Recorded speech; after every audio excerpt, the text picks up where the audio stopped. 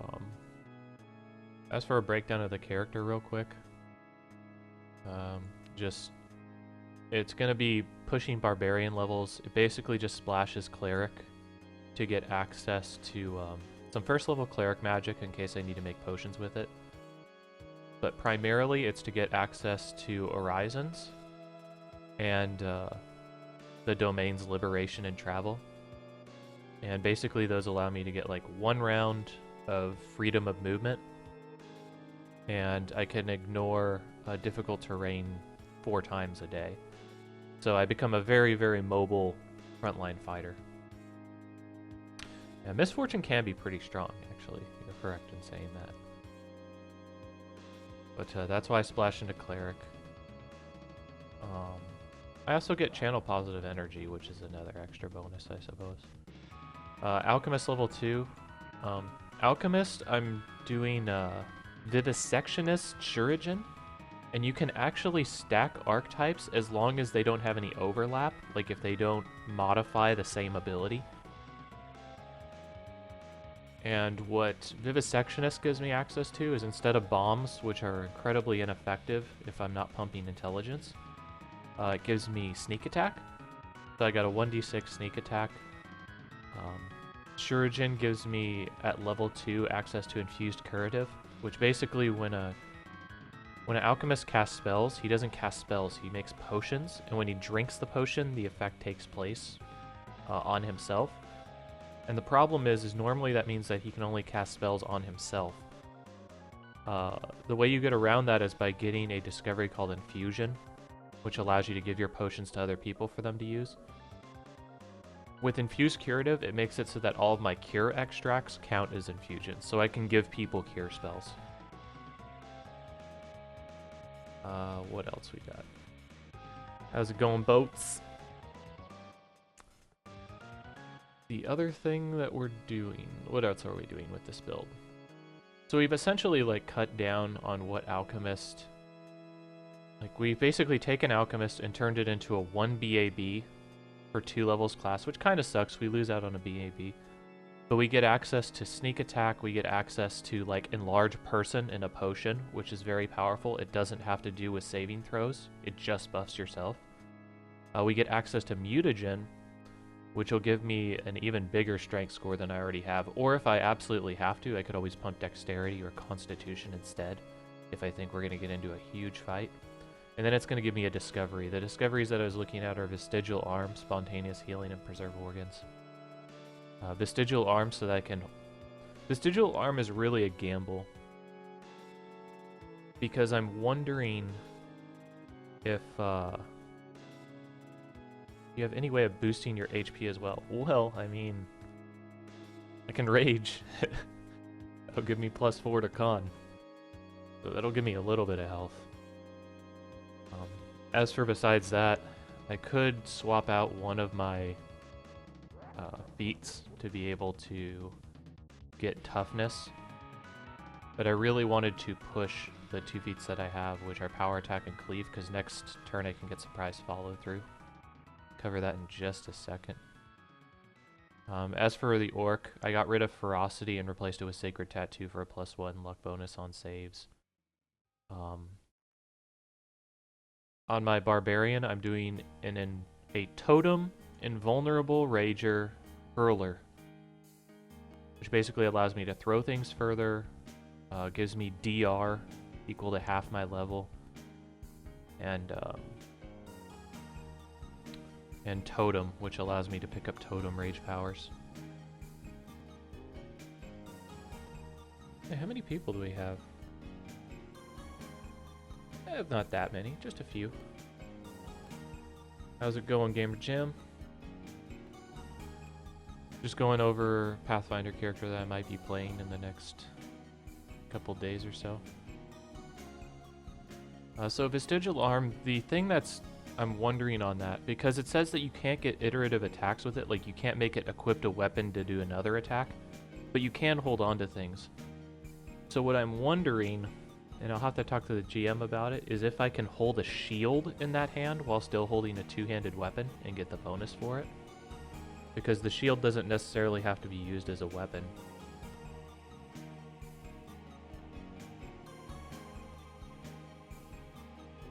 have a match at 5 tonight. If you want to play then. Let's see. Spontaneous healing. Spontaneous healing, it would basically give me 5 points fast healing if I went down. So it'd kind of be a safety buffer. Preserve organs essentially makes it so that I have fortification on my guy, which means that if I ever get sneak attacked or critted, I have a 25% chance to just shrug it off and take normal damage. Oh, is boats part of the boats is part of the campaign? Or is he the DM or? Ah, okay. That's cool. But let's see. I get brew potion and throw any. Throw anything is kind of, it's a little extra thing in the build. If I chose to, I could get quick draw and 2-weapon hurler or 2-handed hurler, and what that would allow me to do, if I so chose, I could basically throw 2-handed axes as a full attack action. So I could just like start hucking these axes at people, and I wouldn't take any penalties, which is pretty absurd. Yeah, with the Inquisitor. Inquisitors are actually, I've heard at least, that they're pretty powerful. If you build them certain ways. Like, they can pump their AC very, very high.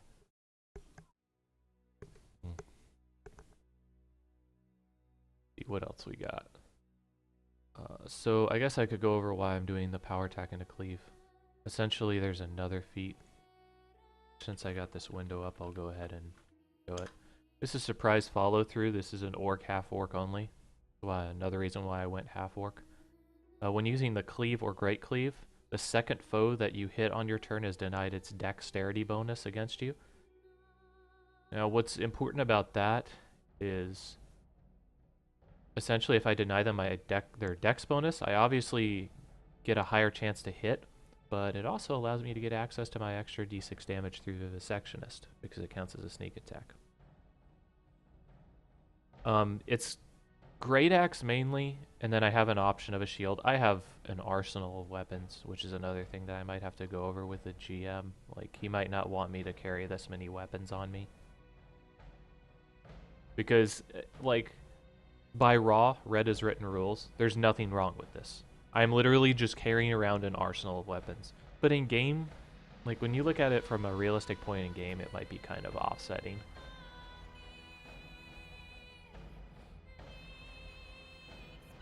My encumbrance is actually fine. It is actually in medium, and medium load actually doesn't hurt me because my armor is equally encumbering for me, so I don't lose anything out of that.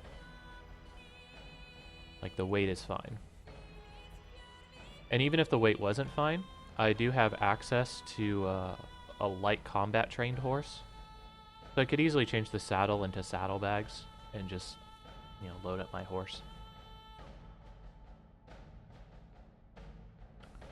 My weapon and armor proficiencies are fine. I could splash 1 level of fighter and get access to heavy armor, and I don't have fast movement, so that's not an issue with this build.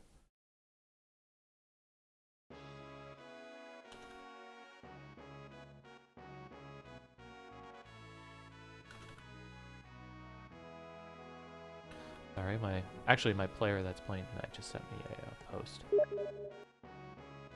on Steam. Let's see, what other things to go over?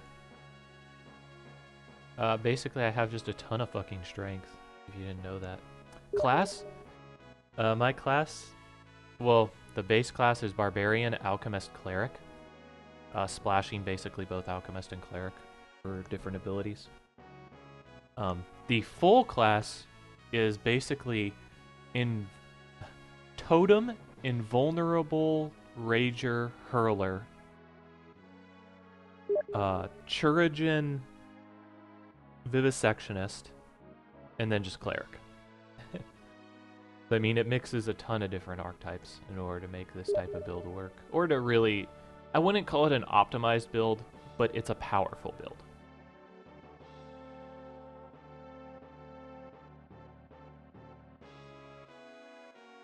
Okay, so what else do we have in here? Ah, crap, that's right.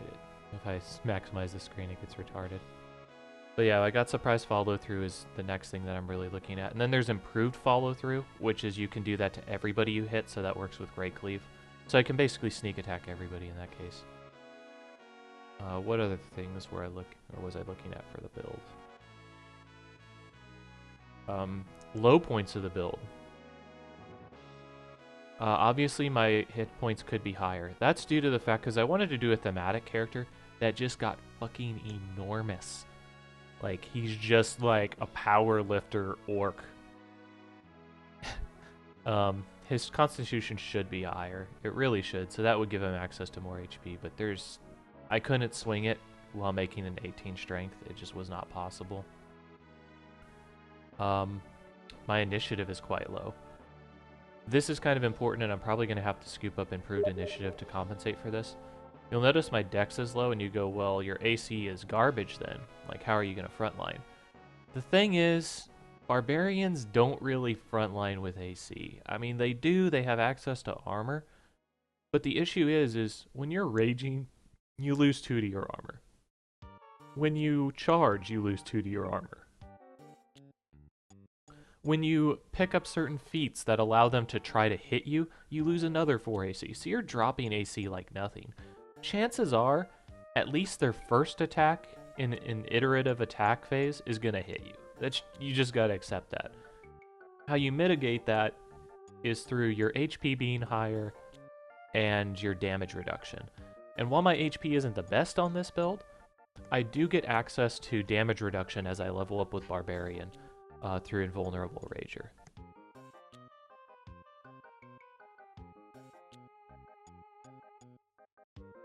Oh, so he's giving me 5 more points on point buy? Well, Jesus. Okay. Alright. Sure. 5, you're saying 5 points, right? Not 5, like, stats. Because that would be absurd. Okay, 5 points. Alright. Character's backstory, I'm still playing with it a little bit. I'm actually thinking about doing what I was going to do for a troll character. Like an actual troll, not a joke character. Basically, he's going to be a former shaman in training for a half-orc tribe from the swamp.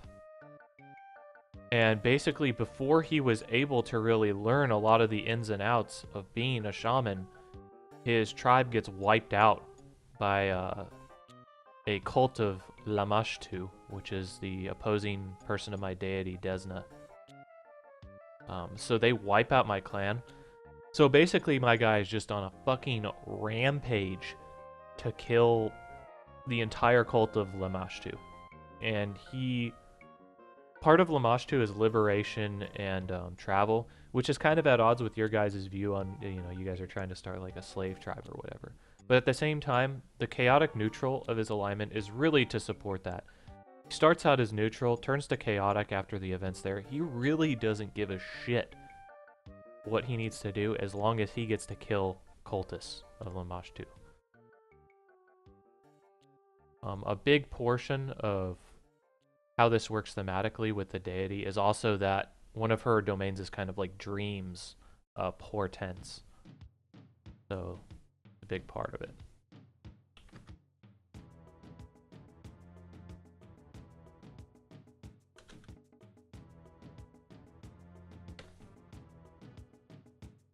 You guys will have to forgive me, I gotta eat as well here, so. I mean, this could be another thing that I kind of do on the channel too, is kind of go over some of the builds that I've kind of worked out in my head over time for both Pathfinder and other things. So that's kind of the backstory that I'm going with on this. Let's see. I don't have a homeland because obviously I don't know since it's a homebrew. What else to go over?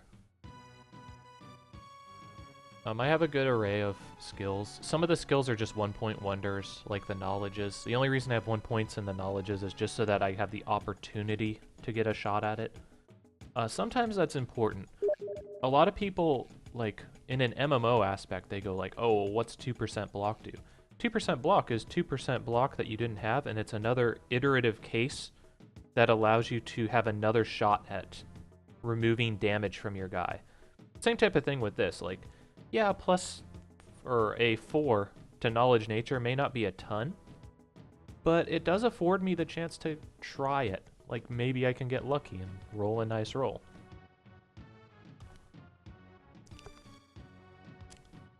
And if 15 is base for most rolls, I mean, I got a, you know, a 40% chance of making it.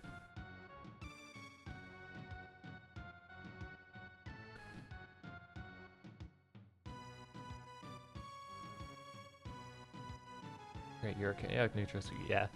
That's what I went. Like, one of the builds that I really wanted to do was a Archer Paladin. But when I saw your guys' group, I was just like, this isn't going to work. So. Okay, he can just update your story on there so DM can build around you. Yeah, he's building a story around our stories. I think our DM is homebrew using,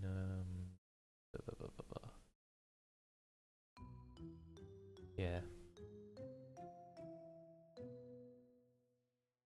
What are my knowledge skills? The knowledge skills that I got for this guy are Knowledge Arcana, Knowledge Nature, Knowledge Planes, and Knowledge Religion. It actually worked out pretty well in that aspect. All of those are exceptionally good for identifying monsters. In addition to that, there are things that get used quite a bit, just in general, for finding things out. And they do work thematically with my character. He's a shaman in training. Like, his background in alchemist is like to brew medicinals and to understand life and death for the tribe, and to use that to his advantage. The cleric side of him to be able to perform like war rites and stuff. So that works out actually pretty well.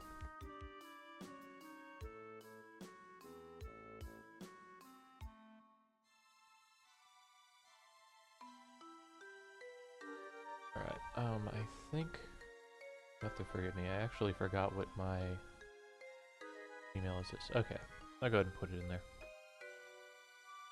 Actually, I will message you specifically. You give me a minute.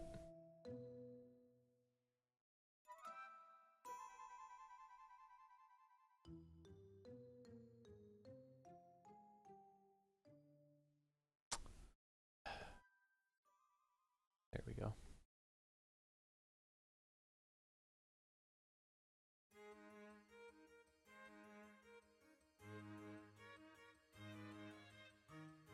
Dude, what was it? 7? Nope. Okay.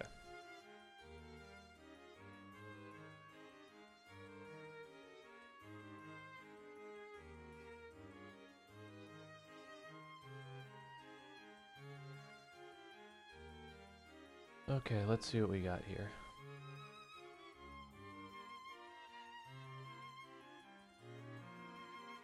Alright, what other things? For this, or just for my skills, I got Disable Device, because again, it gives you a chance. Like, a big thing that people overlook is they go like, what's 1 point do? 1 point is a lot if it's a class train skill. I mean, it's worth 4 points to you. So, you know, it's always nice to just toss in 1 point if it's something that you feel like you're going to use. 1 point in survival is a concession. Not that I think that I'm going to need survival, but 1 point in survival allows you to know where true north is. And that is very, very helpful in some scenarios if you don't have access to a compass, let's say.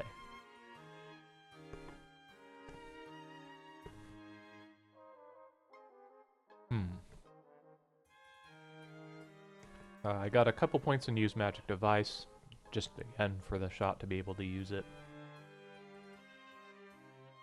Perception. If you don't know this, Perception, you want to keep maxed as much as you can. It is the most important skill to have in Pathfinder. And that's not an opinion, that is literally the truth. And now that I noticed, I actually screwed up on here, so I need to make one adjustment. I need to turn that into a 1 on Use Magic Device and turn my Perception up to 4. Because apparently I didn't put in a 4th point in it. Perception is just used, it's probably the most used skill in the game.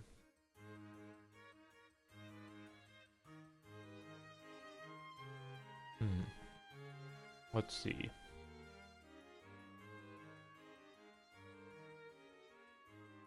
Alright, so I pretty much went over that. Okay, as far as my basic weapon loadout, like the weapons that I kind of thought were important to put on this sheet at least. Great Axe +1. I wanted to do an adamantine Great Axe, which would give me a nice way to get through things because it ignores a lot of damage reduction and hardness. Or rather, hardness on things. That just ended up costing too much money. But I did feel like I needed a magic weapon because at level 4 is when you really start to see creatures that are like DR/magic. So I really needed a magic Great Axe.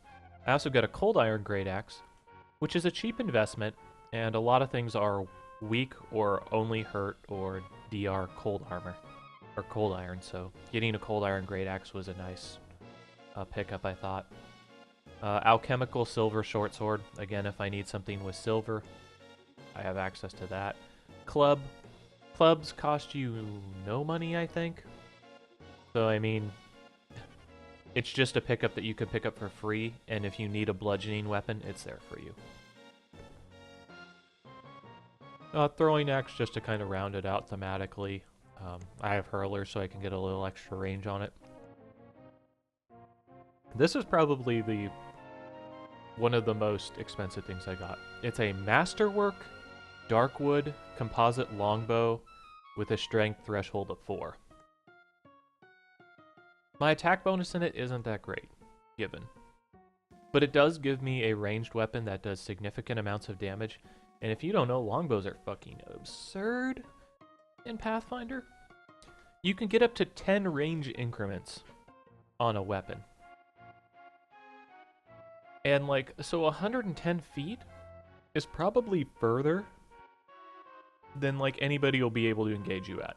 If you catch a guy in a field with a longbow, you will easily kill him before he gets to you. There's just... Or he'll be like so crippled that he won't be able to put up much of a fight. It's gotten to the point where I almost feel like ranged might be a little too powerful in Pathfinder. My guide doesn't exploit this as much as some builds do, but it's an option that I want to have up. Another thing, if you're building like a warrior character in your tabletops, don't neglect having a good ranged weapon. It doesn't need to be an exceptional one like this, but you do need something to be able to hit them. Because what happens if there's a guy on a hill? You gonna climb the hill while he's shooting at you for like 10 turns? No.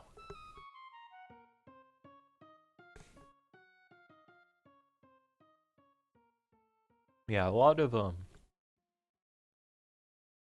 the damage on here is, again, due to basically just my straight up ability modifier and my and power attack. Like you notice I put notes in here for myself, like my Great Axe +1, 1d12 +8 or +11.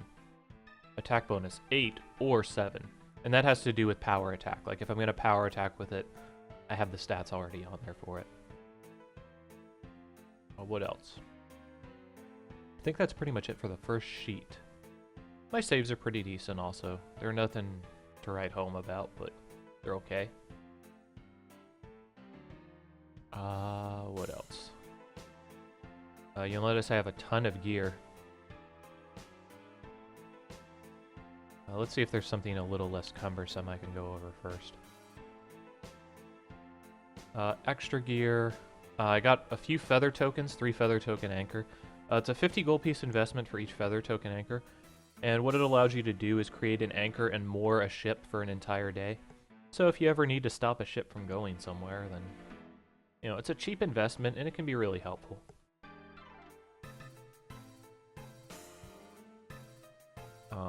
Spell loadout. One important buy.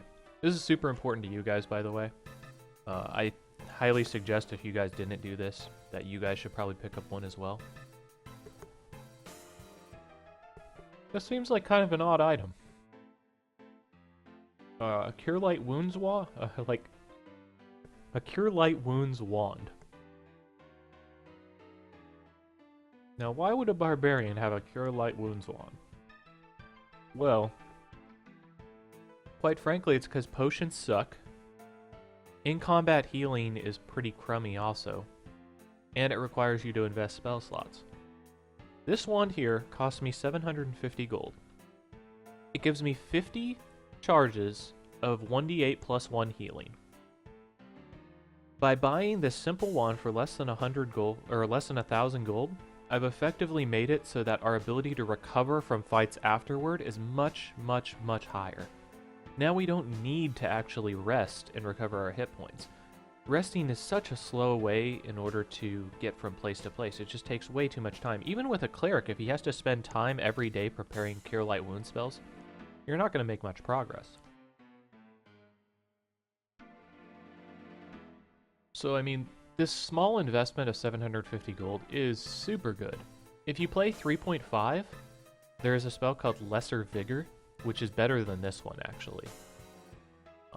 And I would highly recommend that as well, if you are playing 3.5.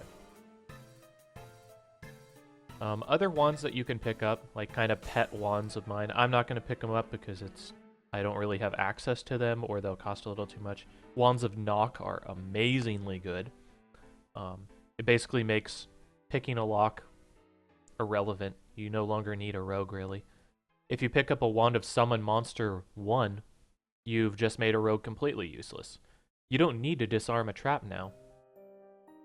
Obviously, and I make these statements, it's not as a challenge to the DM to be like, oh yeah, check this out, fucker, I bet you can't. It's just, the DM will have to put something together that's extremely fiat, like on the fly, or he'll have to specifically target you, or he'll have to make something unrealistic. Which, you know, sometimes he's got to throw challenges at you, that's fine. But, the majority of traps in the game can be stopped by having a summoned monster go, run down that hall. Did it die? Guess it was trapped.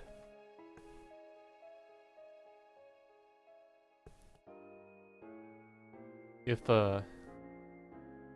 something's locked, like an iron door or whatever, you know, Knock Wand is excellent for that type of setup. What type of spells did I get for my Alchemist? What you need to understand is because my Wisdom and Intelligence are so low with this build, I don't really have good DCs. So I don't really want to be targeting the opposing person when I'm casting my spells. I want to cast buffs, things that are irrelevant to the DC. In line with that, my spells that I have, my 3 spells that I have actually as an Alchemist, are these 3. Enlarge Person, which will double my height, make me a large creature, essentially 10 feet of reach, plus 2 strength, -2 dex, -1 to attack rolls and AC. Okay, the attack rolls and AC, attack roll gets negated by the plus 2 strength. So my attack roll is normal. I lose 2 AC, which is kind of annoying. But again, I'm not trying to survive on my AC. This allows me now to do even more damage. Now I get a plus 2 to my strength. My weapon turns into a large weapon, so now instead of doing 2d6, I think it does 3d6. Oh, sorry, I have a great axe. So I'd have to look into that actually, but I think it's something like a 3d6 attack. Death Watch, which is whatever, it's kind of useless. It was just kind of given to me as part of Vivisectionist. Moving on to the second class, my Cleric spells. Obviously I don't have all of these spells prepared, but I kind of put down the ones that are most likely to be used. For level 0 spells, this is probably the best reason for spell casting, at least, on why I picked up a Cleric. Horizons, Detect Magic, fucking probably the best Horizon in the game. Just because you use it so much, it's so powerful. Create Water. Create Water can be useful not only for creating water to drink, but just for little things. Extinguishing fires. If there's an invisible guy, you can actually turn it into a rain, and you can basically rain on the invisible guy, make him visible for 1 turn. Depending on how the DM views it, he might go, well, it doesn't stick to him and become visible, the rain becomes invisible. But at least you've established where they are, so then you can make your attacks at a square accurately. Spark, light an unattended object as though with flint and steel. That can just be useful for distractions. Theatricality. Master Wayne. If you're going to be Batman, then you need to be Batman. Read magic is an option. Light, detect poison, mending, basic stuff. Yeah. Level 1 spells. So, level 1 spells. Bless. Bless is a pretty strong spell in Pathfinder. Again, it doesn't require my save. It'll basically give +1 morale to attack and saves versus fear. So my whole party, essentially. Longstrider, this is actually a pretty strong one, I think. I'm glad that I found it in the travel domain. Essentially what it lets me do is it gives me 10 additional feet of movement, so I'm now even more mobile. And that lasts 1 hour a level, so I'm only getting 1 hour of it, but that's an hour. An hour is so long in Pathfinder time. Cause fear. I didn't really want to, because again, my DC to saves aren't that great, but it's an option. Cause fear is an option. Sanctuary, same thing, requires a DC, so that's an option. Command. Things that aren't requiring a DC save. Ant Hall triples my carrying capacity. That can be helpful. You can also cast it on like a horse or something. What else? Comprehend languages can be helpful. Detect evil or good. Remove fear. Pretty basic stuff. All the rest of that stuff is the actual spreadsheet.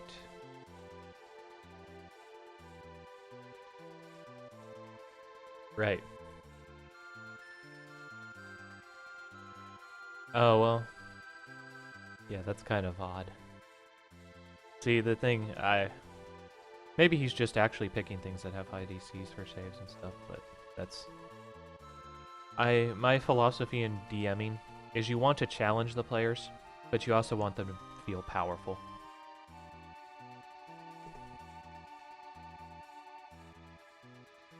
Striking a balance is the issue, obviously. Gear. I got a Masterwork Breastplate +1. I figured having magic armor would be decent. I just have a shield, just in case I need a little extra AC, and I have my one-handed weapons to compensate.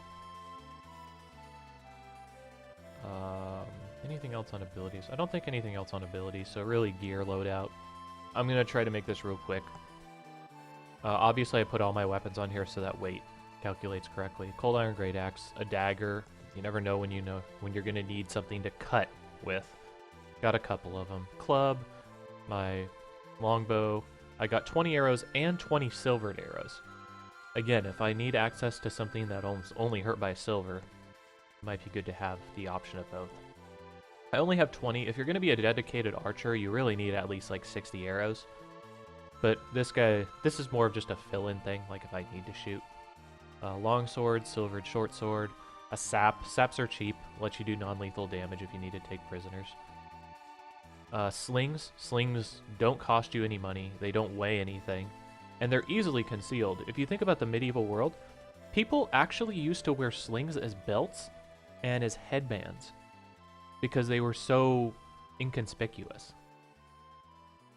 Sling bullets, 10, and ammunition for sling. Yeah, you have bullets, so you could easily like pick up a rock, and yeah, you might take a minus to damage, but it's not that hard. Glaive, you need a reach weapon, can be helpful.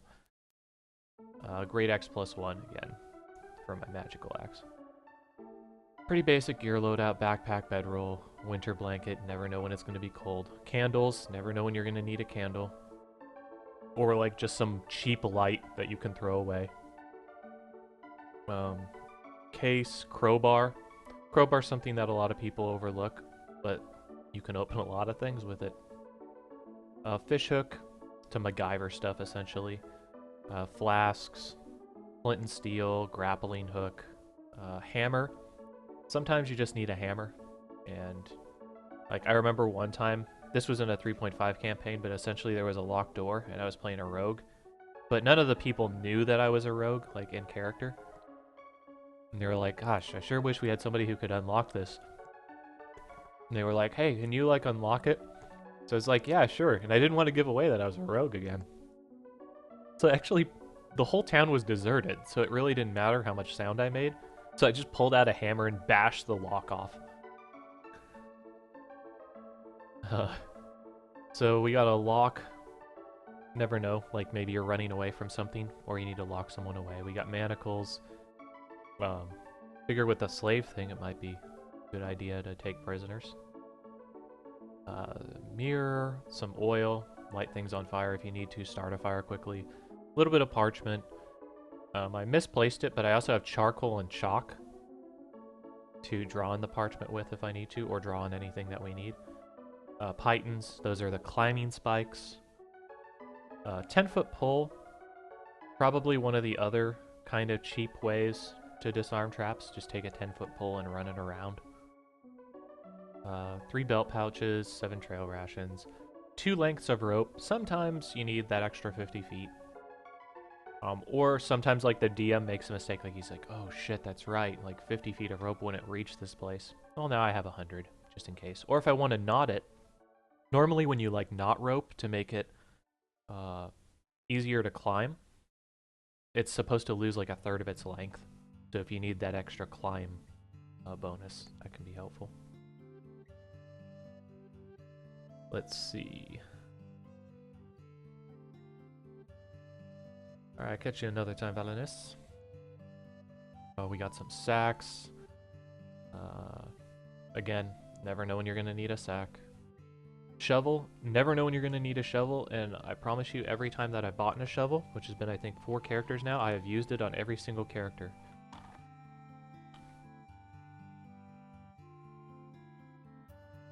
I've almost broken encounters with a shovel before. Like, they'll be like, we need to get into this underground place. And I'm like, well, I have a miner's pick and a shovel. Can't I just dig into it? And of course, they didn't allow it, but... like, basically, it wasn't even, like, a reasonable thing. Like, oh, the bedrock's too hard or something. He's just like, you know, just let it slide. Signal whistle. You get lost and need to get found for some reason, signal whistle can help. That's something that you basically learn just in wilderness. Soap, clean yourself off. Torches, chalk, charcoal. A couple water skins, because if you want to stay... this is kind of like a background in athletics or sports medicine. But you want to stay hydrated. 2 water skins is probably more appropriate than 1. Also, you never know when, like, you're gonna be without water for a long time. Whetstone, good to sharpen stuff. Ever-burning torch. This is my concession that not everybody will necessarily have dark vision like me. So ever-burning torch is a nice option. You'll notice I have torches, ever-burning torch, sunrod, and candles. They're all for different reasons. Like, torch is kind of a throwaway light that I can use. Same thing for candles. Ever-burning torch is kind of my permanent solution if I need to hold something. Sunrod, again, it's kind of a throwaway, but on a larger time scale. Tinder twigs, if you need to light something on fire quickly. A couple holy symbols, just in case one gets destroyed. A couple spell component pouches, again, in case one gets destroyed. An explorer's outfit, which is probably the best of the base outfits. A monk outfit for an alternate one, in case it's really... hot where we're at. This is actually the base thing that my guy wears, just because it's a little bit easier to move around in, you know, thematically it's nicer. I carry around 2 pairs of clothes. Just as a realistic sense, you wouldn't want to wear the same pair of clothes over and over again. That'd be just disgusting. You'd smell like shit. And what happens when you go into the sewer? You think you're gonna get that shit stain out of your fucking robes? It's done.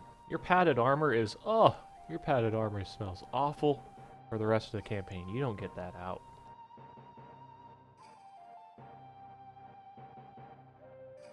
What else? A horse, a light horse, combat trained.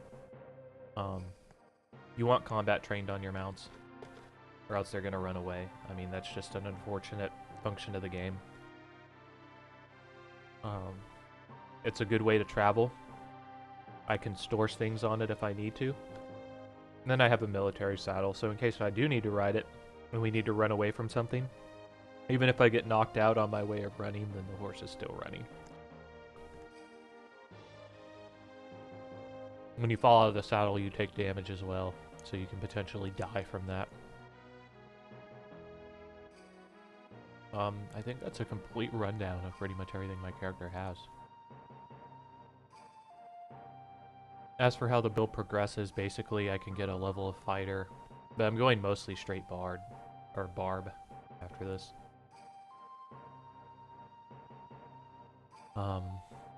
With invulnerable ranger or rager, I'm gonna get DR equal to half my barb levels. I lose improved uncanny dodge and trap sense, which kind of sucks, but that's okay.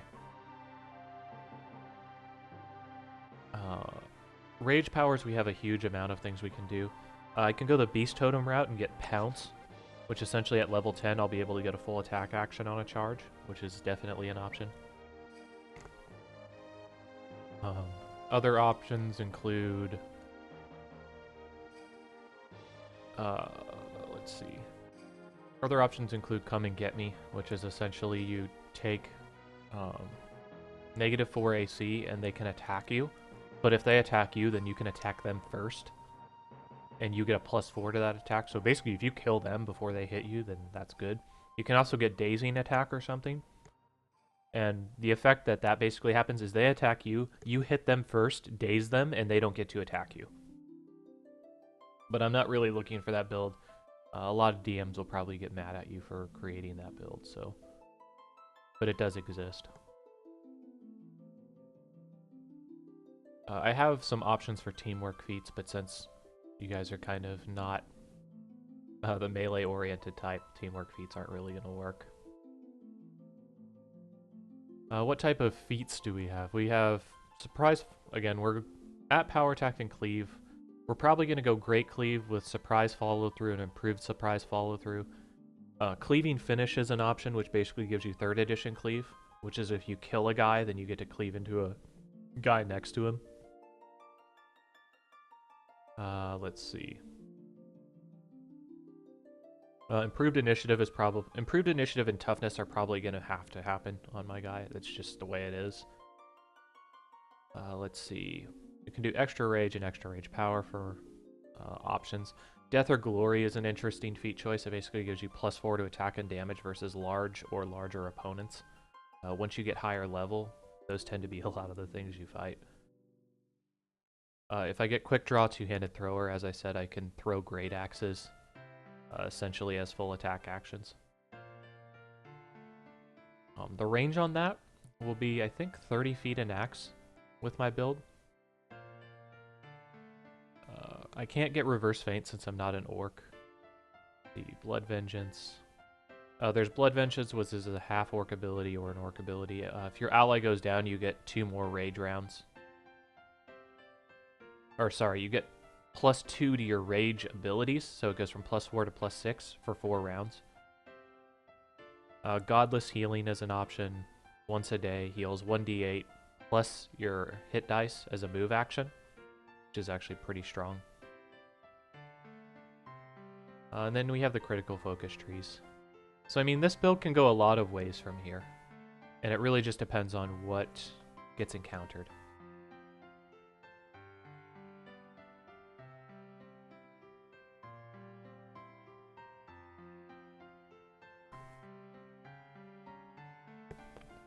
I mean, hopefully that gave you I think that gave you probably more than you needed on a rundown of the character, but I felt I should just kind of let you guys know what he does. As for progression, or not progression, but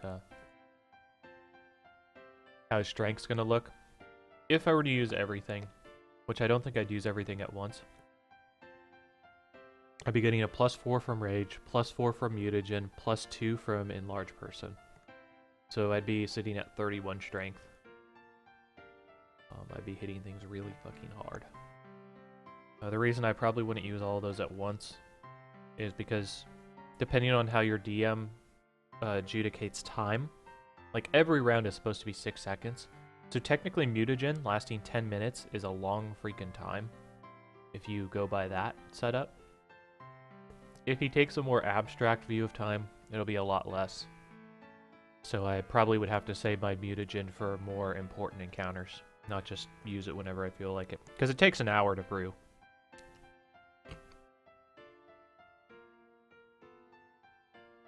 Oh, I built this character about 2 months ago because I wanted to get into a game with my friend.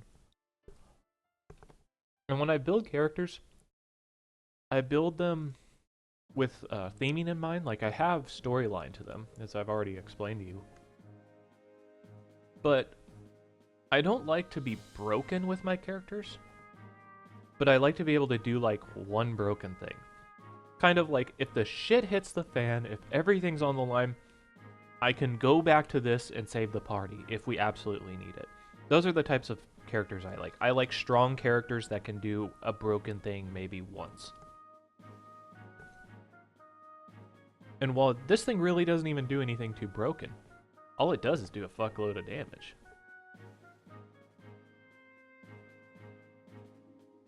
I mean, you want to talk about broken things. I had a Warforged Cleric in 3.5. My friend was like, oh, you guys got to go to this island out on the lake to fetch this artifact. That's basically sitting on a pedestal on the island. And so, like, we went there and they did it, and we did it, and I was like, you do know that if I wanted to, I could have just given myself permanent flying for the day, flew over there and flew back with it, and not have to deal with the encounter that we had on the water or the monsters that we fought on the island. Like, again, you can break the game so easily in 3.5, and I'm sure you can do it in Pathfinder as well.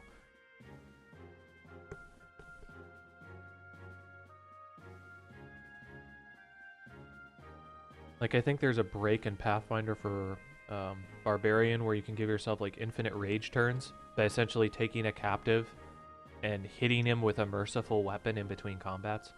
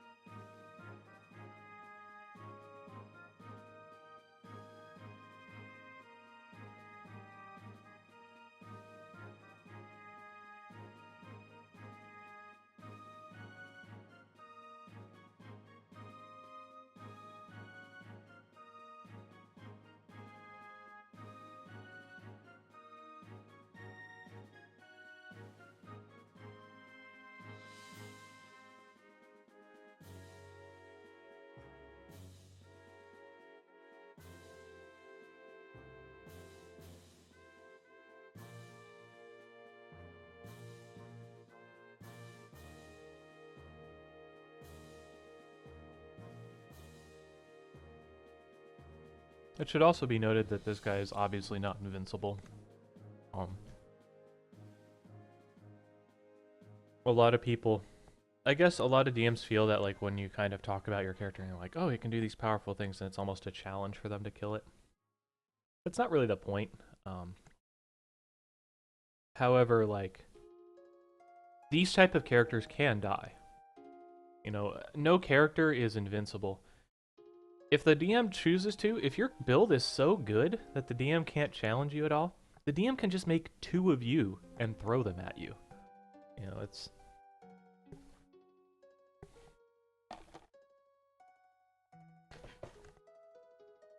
So let's see.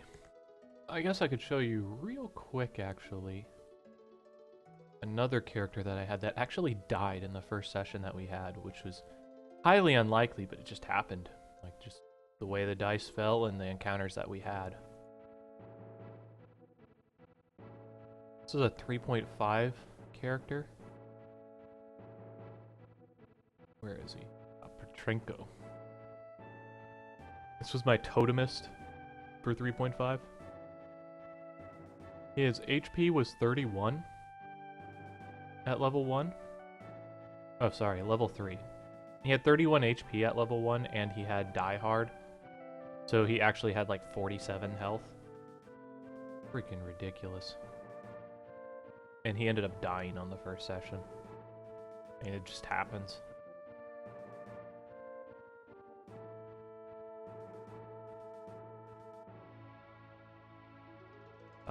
one of my other characters that I made for another Pathfinder. It was like a 3.5 module for Dragonlance that the guy tried to convert into Pathfinder.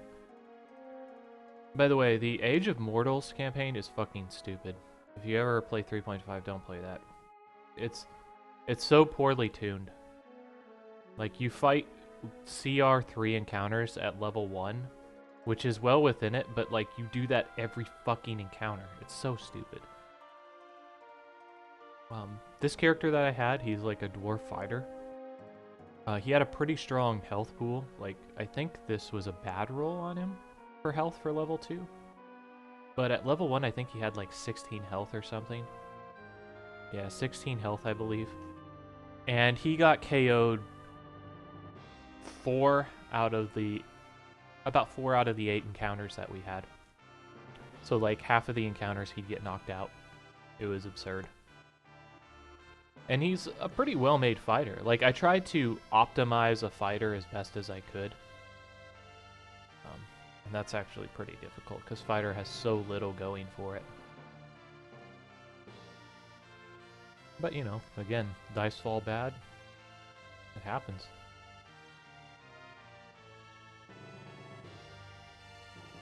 Your wonderful snowflake character is nothing compared to a 20.